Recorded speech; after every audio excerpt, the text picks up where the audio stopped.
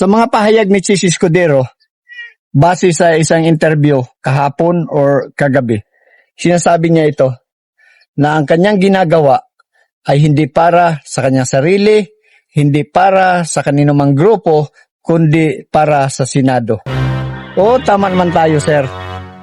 Meron naman tayong kanya-kanyang mga isipan. Pero, meron po kasi tayong mga issue na nasasangkot kayo sa anomalya.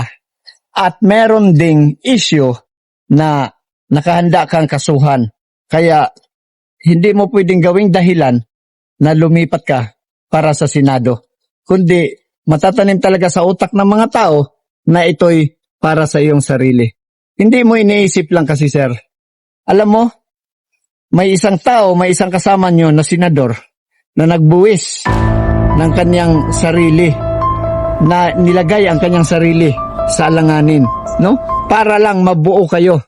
Biruin mo, si Senator Bato, kung anong kanyang sinakripisyo para sa inyo, para mabuo lang ang inyong grupo. Tapos, ikaw, tinakot ka lang na may kaso, bigla kang babaliktad. Kaya hindi mo maalis sa mga tao ang galit at inis sa iyo. Dahil wala yan sa kalingkingan sa ginawa ni Bato. Hindi niya iniisip na mapapalagay ang kanyang sarili sa delikado. Kung ano ang kanyang binuwis, kung nahuli siya, kung hinuli siya, dadalhin siya sa ibang bansa, ikukulong siya doon. Tapos ikaw, sinabihan ka lang na maraming kaso lalabas sa iyo at ikukulong ka. Nagbago na agad ang iyong kaisipan.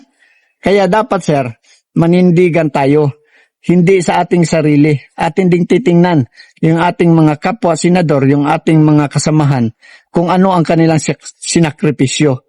Ikaw, sarili mo lang ang iyong tinitingnan. Yung kilay mo. Dapat binigyan mo si Bato para malagyan ng kulay ang kanyang ulo. Huwag kang gamon.